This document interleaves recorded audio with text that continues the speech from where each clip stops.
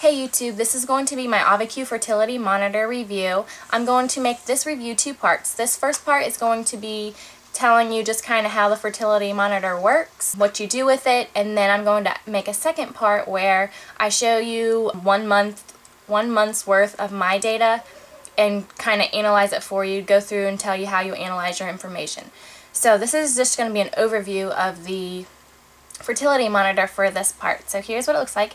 Here's the Ovacue Fertility Monitor with the oral sensor. This right here is $249, and then I also have the vaginal sensor, which is $100 alone, or you can get these both together as a bundle package for $329. Yes, that seems really expensive. It is, I know, but it's amazing how this thing works, and it's worth every penny.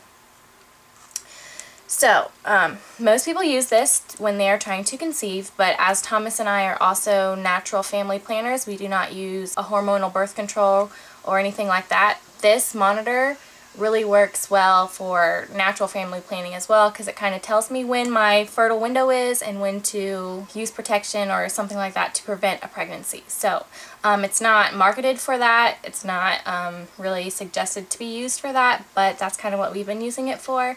But mainly it's for people trying to conceive.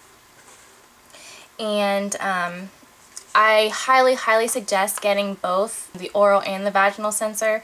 The vaginal sensor is optional, but I think for me personally that this thing would be useless if I didn't have the vaginal sensor. I get a lot of my information from the vaginal reading. I find it's a little more helpful to me than just using this. So I highly suggest, to get all the benefits that the fertility monitor offers, to get both of them.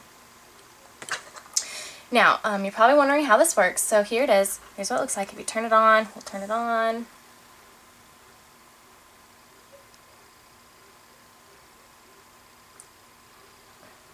It'll pop up with your calendar. If you've already been putting information in, you might have some colored days on this calendar.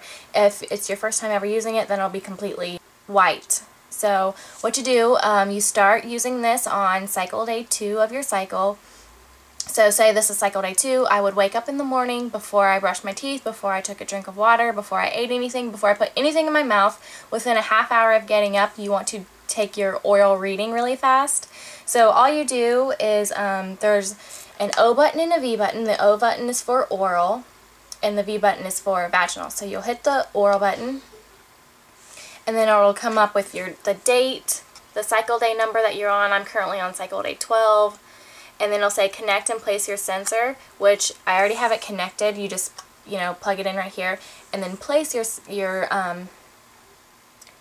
sensor. What I would do is you just sit it on your tongue. So you just sit it on the tip of your tongue where these 3 little sensors are placed on your tongue. So you do that, and then you hit next, and then it will take your reading really fast, and it takes like 5 seconds. It's really fast. I would show you taking my reading, but I've already taken it for today since I've been up for a while and I've ate breakfast and things. So I've already taken my oral reading for today. So you take your reading on cycle day 2. You start on cycle day 2, and then you continue to take your oral reading, and then once your period has ended, which for me, I end on like cycle day 6 is usually when my period ends. Some people it's a few days before that or a few days after that. So on cycle day 7, once my period is over, then you start using the vaginal sensor. So you start using the vaginal sensor as soon as you stop bleeding. So what you do with that, instead of taking it in the morning, you actually, it's best to take it in the evening. So I take it in the evening around like 5 or 6 o'clock, and it's kind of just the same ordeal. You'll place your vaginal sensor in here, you'll hit the V button for vaginal, and it'll bring up the same screen, and it'll say connect and place your sensor. I connected it, and what you do with the vaginal sensor is you insert it into your vagina, and you kind of insert it in until you feel it reach your cervix, and then once it reaches your cervix, you kind of pull back like a ½ of an inch, and then you tilt it up this way. So this is going, the handlebar is going upward a little bit. That way it kind of allows the sensor to sit in the pool of cervical mucus at the bottom. So that's what you do, and it takes like 5 seconds, and then once you have your reading, you pull it out, clean it off, and you're good to go. So you do that in the evening, and then you do your oral reading in the mornings. Based on your readings, it'll give you a calendar, and it will show you when your fertile days are. So here's my last cycle, so you can kind of see what my color days were.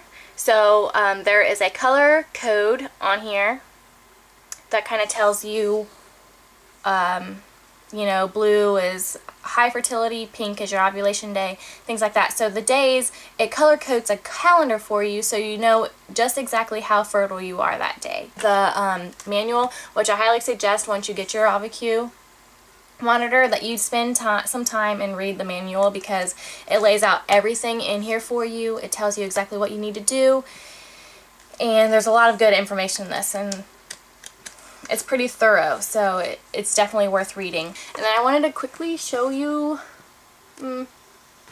here is the color code that you'll see on your calendar that kind of tells you what days are what. So you'll have white is a not fertile day, light blue is possibly fertile, medium blue is high fertility, which is a good day for intercourse if you're trying to conceive, or a good day to prevent intercourse if you're not trying to conceive.